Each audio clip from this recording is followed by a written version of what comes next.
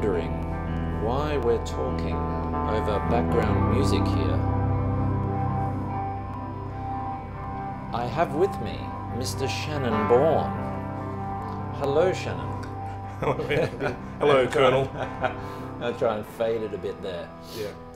That's a track off Shannon's new record, Words Fail. Got it perfect. Words. So, yes. What track is that? It's called Suave and Tyrannical. Suave and Tyrannical. It's mysterious. Yeah, it is. I have to ask you about recording techniques and how you got those sounds. And were you using this 335? No, that's an MJT Esquire Right. that I had, you know, sort of fake baritoned it. Right. You know, so I've just got really heavy strings on it, and yeah, it's an amazing guitar. It's just fat. Fuzz Factory. Fuzz Factory. Wow. So MJT, if you've just tuned in, good afternoon, Matt Hayes. MJT is a parts caster sort of company out of the US. Just turn my phone down, and they make pretty good Strat and Telly machines. They do fantastically, yeah. I've got 3 MJT type things. Right, right. That's cool. This is amazing. Now, you did the film clip for this as well. I did this one, yeah. Jeff, what program are you using for your film clips? Is it Premiere or something? Or Filmora. Filmora. Filmora Go. Okay. I've had a bit of a look at that one, so I'm just going to fade this down just a touch. Yeah. Oh. It's getting angrier. So, Shannon, welcome Hello. to Shootin' the Strings, episode 36, ladies and gentlemen. I might just kill, I don't like to use that word. Just kill it, bro. We're going to kill it. We'll fade it out. We'll do a fade. Oh, wow. Destruction. Jeff Lang's doing some stuff with you as well, doing video. Yeah, he recorded the album as well. Right. Yeah. Is it his home studio or his house? Yep. Right. Okay. So engineered and did the works. Yep. He's a fair toolsman, He is. as they say. A little wacky on the video too. Yeah. Are you guys hanging out and conjuring up devil type stuff, or where do you get all the images from?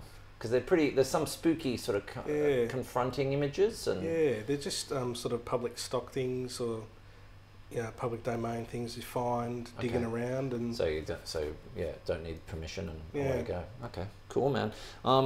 Well, I've had a listen to 3 tracks from Shannon's new record, which I'm going to hold up here right now. It's Words Fail, and it comes out. It'll be available online on the 28th of June through, iTunes and Google Play, Spotify, I think. Okay.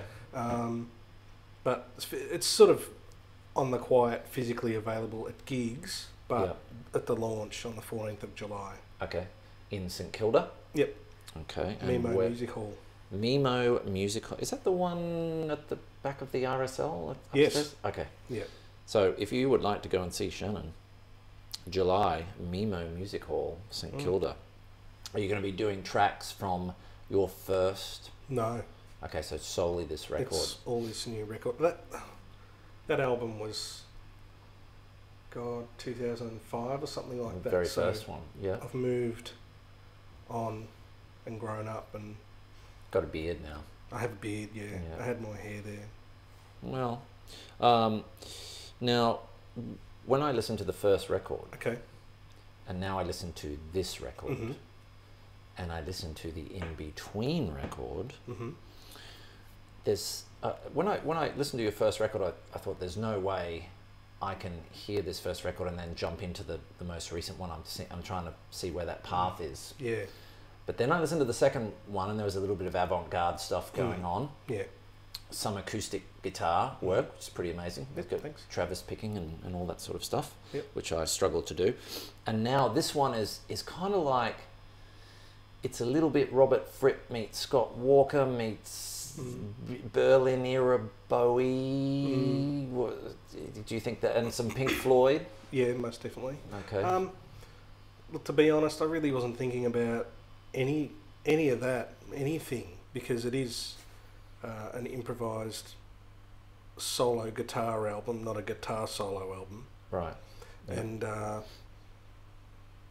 it was as natural as just grabbing a bunch of guitars, putting them in the car with my amps, and turning up and setting up. And you know, one of the songs, well, a few of the songs I used this guitar, and just picking it up, turning on that old Big Muff, and then it's like it just starts making this sound. Yeah. God, that's an incredible sound. And I would just start playing to that sound. Right. And can you tell viewers what we're looking at here as your weaponry? Okay. I think this is a 70 or a 71 Gibson 335 that somebody has put a stop tail piece on. So had the trapeze and... Yeah. And they've kind of, you know, I think they've gone for the Clapton Cream thing. These aren't the original pickups. What pickups have you got in there? I don't know. I think it... I think that might be a Seymour Duncan 59. Maybe they're both 59s, or there's a burst bucker in there somewhere. Show number 2, we pull Shannon's guitar apart live, and we find out what's in there. Okay, cool, man. So with something like that song we were just listening to, how did you come up? Like, are you just saying, you know what, I'm gonna hit an E, and I'm gonna build something around an E? Are you thinking scales, modes? Are you just using your ear? What are you doing? I'm not thinking about any of that stuff. Okay. I'm just, it's like, it could be just playing a chord and geez, that sounds incredible with that sound, and then would just like start playing that rhythm. Is that, I'm not even sure, was that in E? I should listen to it again. No. Is that drone sort of going on there? Yeah, it was, E minor. E minor. So if I play an E minor chord, can we hear that beautiful? So if I was just strumming an E minor chord, and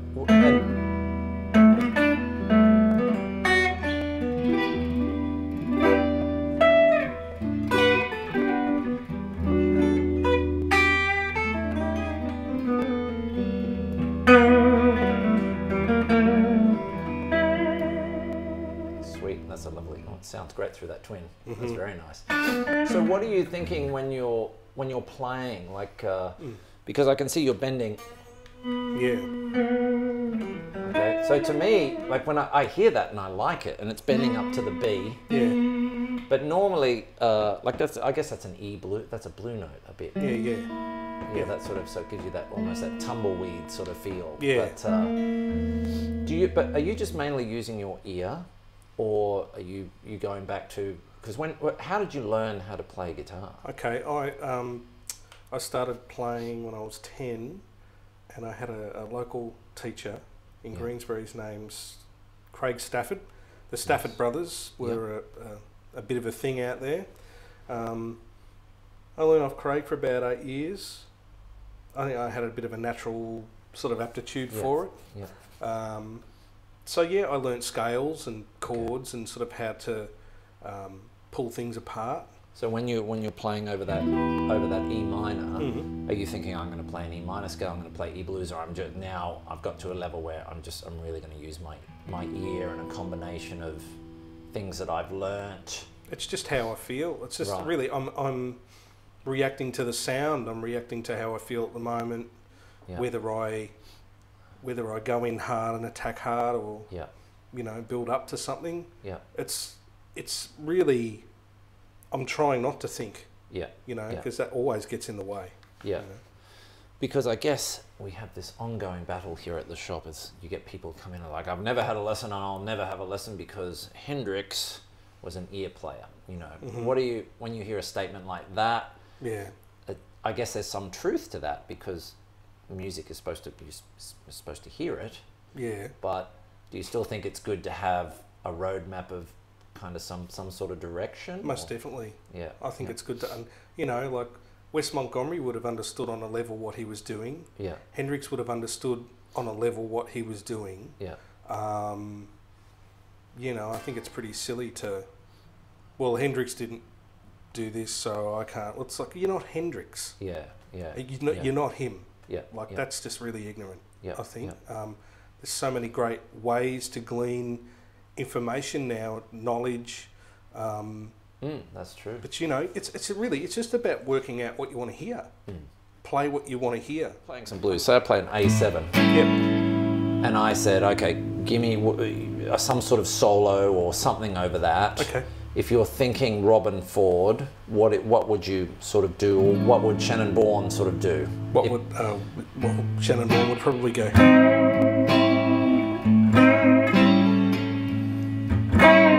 And if I went to the 4.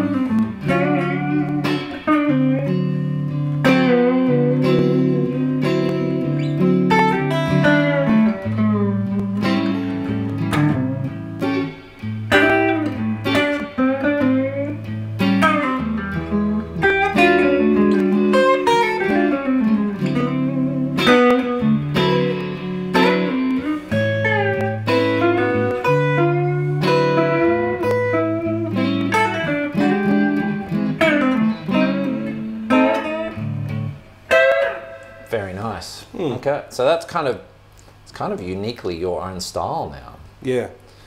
It's almost like a country blues. Is that a fair comment? Yeah, that's a fair comment. I was thinking this morning, this afternoon, whilst I was driving in here, kind of about aha moments I had where things would sort of hit.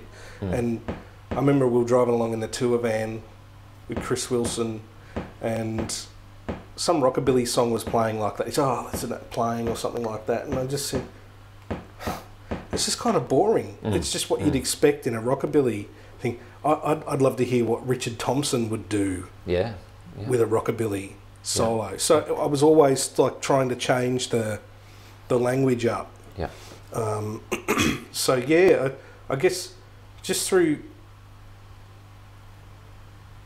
just like turning the dirt over and keep turning it over until you just work out what your expression is. Yep. I love bends. I love wiggy bend. That sort of stuff.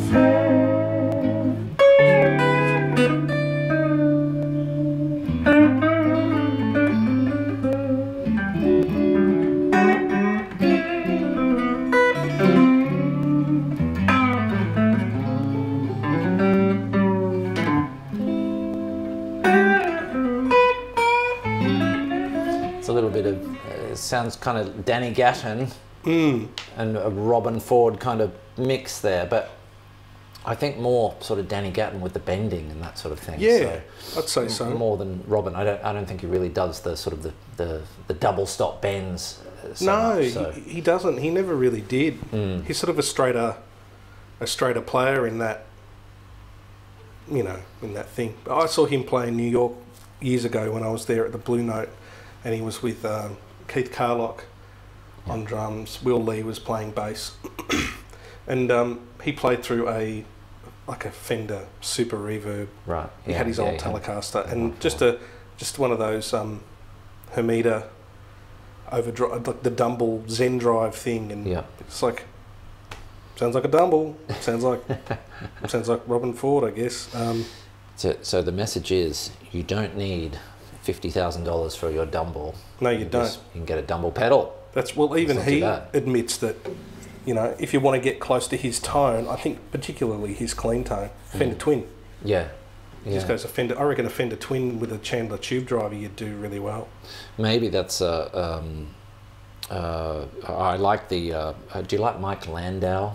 Yeah, I do. I had a period really loving what he did. Yeah. I mean, he's a DeVille player. That's why I got myself a DeVille, because apparently he couldn't be bothered bringing his stuff everywhere, and the DeVille was the backline amp of hire. So he said, "Oh, I keep everywhere I go, someone's got a DeVille, so I'll just play a DeVille. It's nice and easy." So, so how did you go from you're getting lessons, and the next minute you're Chris Wilson's guitar player and Russell Morris's guitar player, and like how did that happen? You were doing some gigs and they just happened to be there, or? No. Well, with the Chris thing, I learned off the same teacher for 8 years, and then I went to NMIT in Greensboro and I did the jazz popular course. Yes, jazz music. Yes, and I got some lessons off this guy Liam Freeman and Lucas Michaelides, who's an incredible player. Yeah. And then I was at the Bellman factory when Bellman guitars were made. Yeah. over in Thomastown one day, and I was sitting there, and I looked, and this guy walked past the door, and I was like, "Is that Chris Wilson?" And I said, "Yeah." "What's he here for?" "Oh, he's here to pick a guitar up." And I just made this decision to sort of sit there and play Mystery Train, Elvis song, because I'd actually been going to see him play when I was underage, you know. Right, yeah. And he just got my number to come and do a gig. The Russell Morris thing came through. I've done like a lot of sessions and been parts of funny little bands for a little while, and I did this album with this guy John Schumann, who was in Red Gum. He did an album of Henry Lawson's poetry, right? And Karen Tolhurst produced that, and Russell did some vocals on that, and around it we sort of did some gigs up in Queensland for Anzac Day because of the I was only 19 thing. Yeah. And Russell just liked what I did, and years later, the producer Mitch Cairns thought, "Oh, Shannon's got a dobro, you know, he can play slides," so he got me to come in and play on Sharkmouth, and we just, you know, started writing and doing things, cool. And you know. Now, every time I see you on Facebook or one of the social media platforms, which is the way, it's the way people communicate now. Yeah. Yep.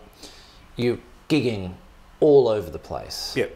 How do you? I mean, are you just calling people up and it's like, "Hi, yeah, I want to do a gig," or you've got a residency, or you've, you know, have you just been doing it so long they call you, or how does that work? Because you seem to have no problem getting gigs, and I think for young people sometimes it's like, we'd love to get those gigs. Yeah, right. I think through working with Chris, who's a pretty hard worker as well, you have to do it. If you love it, you have to play. Yeah. I mean, I can glean a lot of satisfaction just sitting at home playing as well. I don't know. Yeah, I've just said yes to a lot of things, and so if Chris calls me and says, "I've got this gig," yep, okay, I'll do that. You've got a month residency here, all right. And so through all the things I do, it banks up. Yeah. You bank up work. And I've got my own band, and we do my stuff off my first 2 albums, and then we did all the Hendrix things, and you know, we go out and play our own gigs too. But yeah, I have an interest in playing music and good music with great people. Yeah. You know. Yeah, I like the wilder ones. You know, I play with Monique Brumby, and I saw that. Yeah. She's like, it's great because she can go off with her voice as much as I can go off with my guitar, and the pair of us, the fire happens, and I like that. That's cool. Yeah. How did you get that gig? I met her years ago when I was doing a gig with Chris, and we'd just crossed paths over the years, and she came and did this gig at the Bella Union. I played with this guy Casey Bonetto, who's I recognise that name. Yeah, sort of part of Keating the Musical, and written all these things, and we would get a different guest every month, and she came in to do some stuff, and then she was like, "Oh, that's right, Shannon. Yeah, okay. Do you want to come and do a gig? Yeah, okay." So, yeah, and that's the thing, you know. You just say yes. I saw you playing acoustic with one of the Bull sisters. Yep. How did that happen? Well, that was through Chris. That was a Chris gig, and you know, we'd just been working up some Willie Nelson Stardust stuff from his album Stardust. Yeah. Which is like Willie Nelson's take on jazz. Yeah. And we'd just been rehearsing, and Chris was like, "Oh, well, we may as well start playing the songs." And Linda had a Sunday off, and she lives close by, so she came down. Great singer. Amazing. Can I rack your brains for 1 second? Away. Okay, so for the folks at home, I'm going to chuck some chord types at you. Yep. Let's just use E. Okay. Okay, so go the Hendrix E7 sharp 9. Yep. If I play that, what would you be thinking solo-y wise to play over that? Well, I'd probably play those fundamental tones. Right. You put that I'd probably the G in.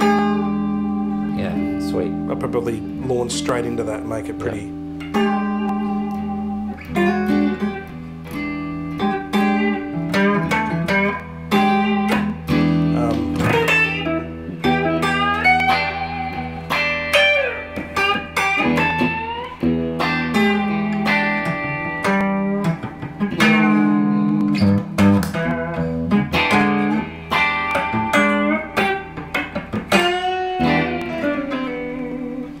sweet.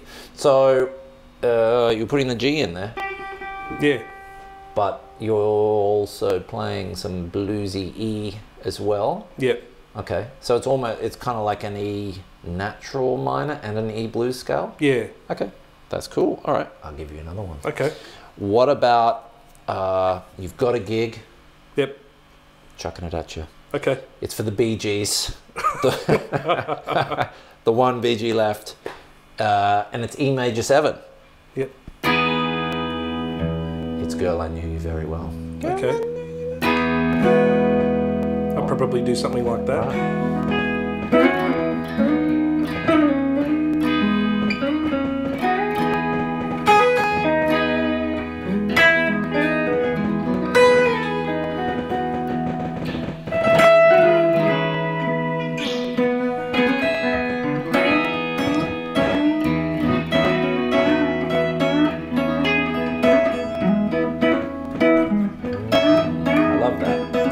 So you're playing something in C sharp minor there?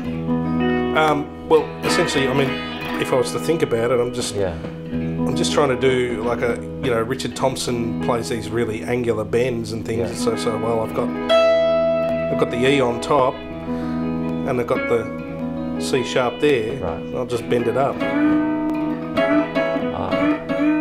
That's great.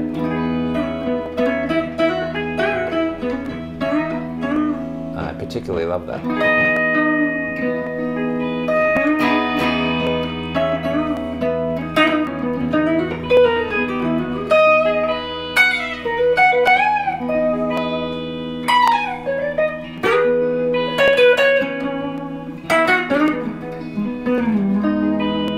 It's almost Steely Dan-ish.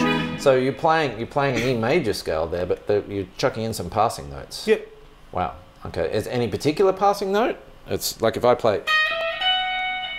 Are you putting that in? There you go.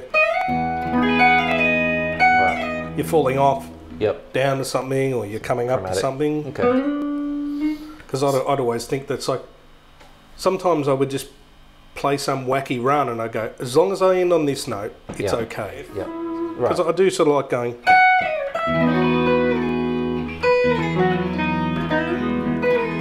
Right, yeah. It's like rain coming down. It's lovely, lovely. Okay, E7. Yeah. Not with a sharp 9. Yep. Okay. Just your standard. Yep.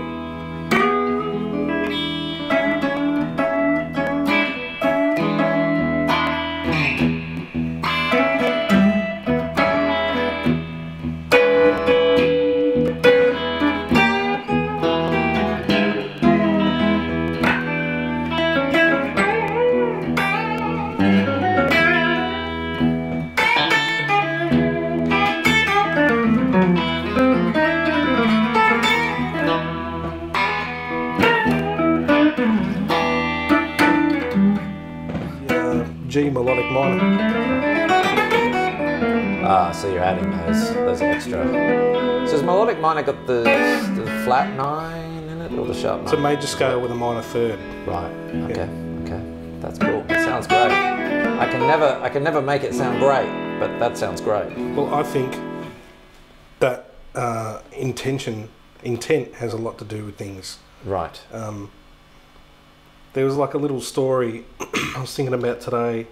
I did something, Starlight Foundation or something. I may have been 22 at a studio. I got called to come in and be a part of jamming with this young band. And it turns out the guitar player was terminally ill. And so that was confronting. And when I was there, you didn't think about that. But I went away and I thought, geez, that guy's... You just didn't get a sense that he was sick, And anyway, we jammed and they played this Sonic Youth song. And he just plugged his Strat into like a PV or something like that and he just went like that. Yeah. And it was like, it had so much meaning and force in it. It just taught me, I just took that away. It was like, intent is everything. You can play whatever you want as long as you mean it. There's that great Miles Davis meme quote that goes around. It's like, playing, you know, there's 100%, you know, 20% of it's playing and 80% is of the attitude of the guy playing it. So you can be a harmonic bully. You can force notes in there that the rule book says you can't. It really has got to do with how you make it happen. I think I teach people here, and you do, and you know, we have a shop, and you get a lot of people coming in who, yeah, I mean, some people have all sorts of interesting life stories. Some people have cancer and whatever, and it's just they're here. They love the hobby, and you know, they strum a couple of chords, and there's just something about it when people, you know, I mean, whatever their background is, but yeah, it does come down to it. Those lessons, That's amazing. So that's cool, man. E minor, we did a little bit before. Yep. I'll just play an E minor and get your thoughts on that. Yeah. That's nice. Oh, second. Is that what it is? Yeah, so I'd make it like a minor 9.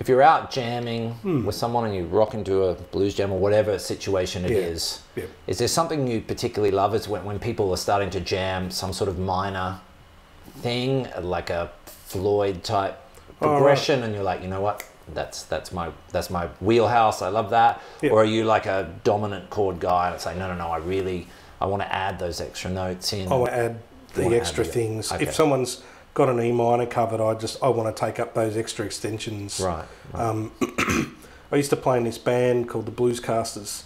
That guy Rick Wong, that you see him doing stuff. Yes, I know him. Apparently he's a doctor, but I saw him pulling chicken livers out of someone's stomach in here one day, and I said, "That's no doctor."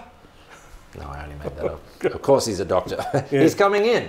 He's coming in, yeah, in a couple of weeks. Hopefully next weekend or something. So I played in a band with him when I was a teenager, and my first Strat was his, and I was at an MBAS blues jam at the Central Club, and you know, it was like a Blue Burst early 90s Strat, and he walked up and he said, "I think that's my old guitar." "Oh yeah, the nut, Stuart Mayle did that."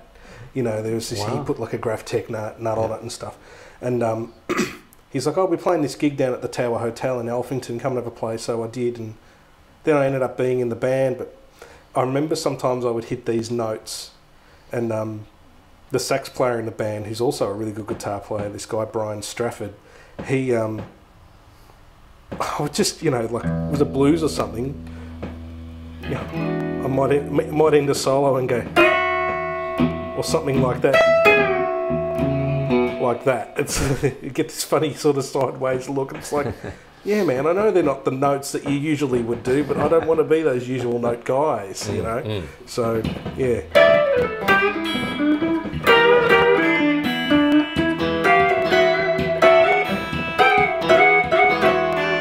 So, yeah, you sort of, I always had sort of in my head that I wanted to be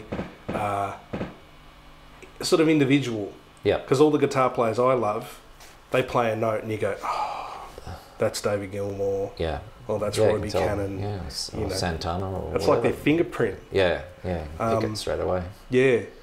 So it's such a fine line between having all that information on board and then using it to also have like a non-player listen to it and go, that sounds fantastic. You know, because it's that fine jump into the jazz world that people sometimes they hear it and they're like, "Oh, I can't relate to it." And then there's other people who just take the most out there things, and it's like, wow, okay, that it's quite commercial sometimes, you know, and they have great success doing it. Yeah. I don't know. What are your thoughts on something like that? I think it really just comes down to the person. Some people like to have go for a generic sound, and you know, they just want to have. But I've even had to take that approach to some gigs. It's like, no, Shannon, this isn't a gig where you take your fingerprint and you lay it all over the song. This is one where you've just... You're not playing whole tone scales for everything. Yeah, that's right. You just need to have a nice overdrive sound, or a nice this sound, and a nice... You just have to fit in. Yeah. But even then, I find little quirky ways to bust out of the box. You know, there's guys out there that love to go for those sounds, but the era of player that I've liked have their own thing. Yeah. You know, the first tour I ever did, I was 21, and I went on the road with Chris Wilson and our drummer Dave Foley with this little trio called the Spidermen, and it was a tour that started in Byron Bay, and it was with Matt Walker and Ashley Davies and Jeff Lang and Angus Diggs. Wow. And I was like 21, and I'm just surrounded by my heroes, like, because that was the music I was listening to. Yeah. And just to all of a sudden be like pushed into that world. Yeah. I can't forget it. It was just like meant to be type of thing. That's amazing. You know, at 21. But surrounded by players who were all individual players, had their own thing. Yeah. It's really important, and I've worked so hard to get to a point where I can pick up any guitar I have at home, and it always sounds like me. Yeah. It's just, you know, the wood changes or the attack changes or something like that. Yeah. You take you wherever you go. Yeah. You know. Yeah, I think, and I think there's a level of confidence as well that comes with that too. Doing the new album's done that for me. Right. Yeah. Okay. It was just so natural. The first day I went in, I was feeling really sick, and I just felt like I just wasn't there enough to be pedantic about anything. So the core of the album was actually recorded on the first day. Right.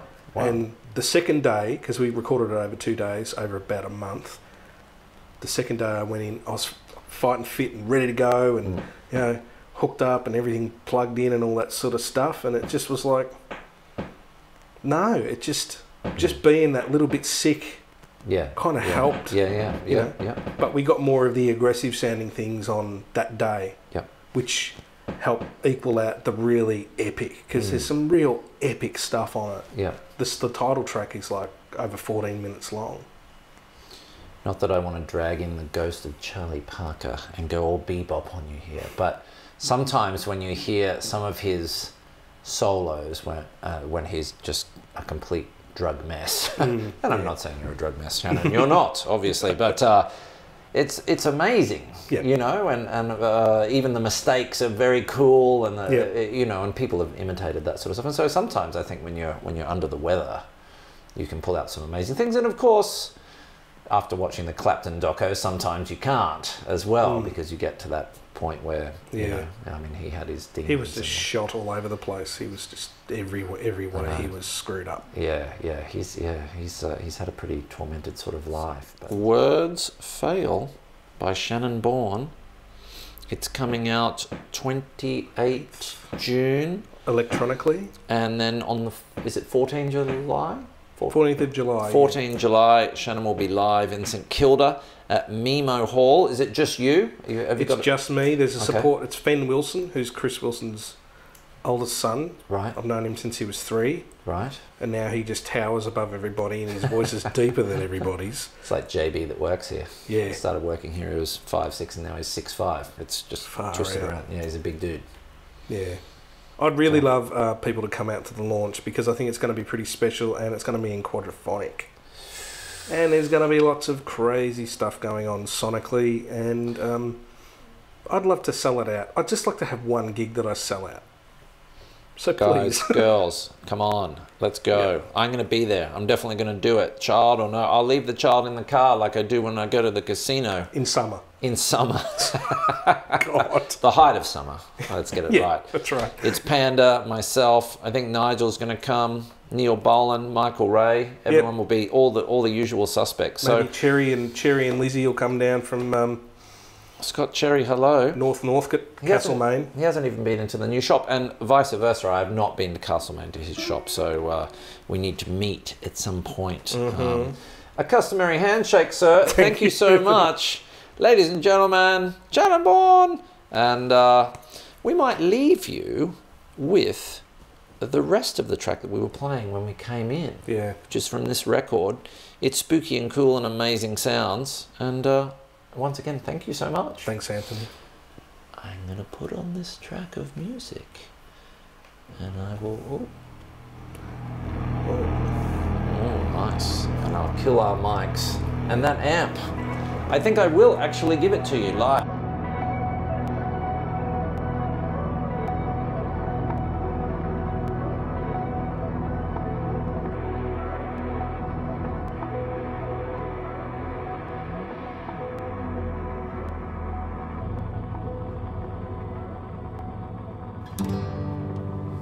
Oh, see the boys out walking,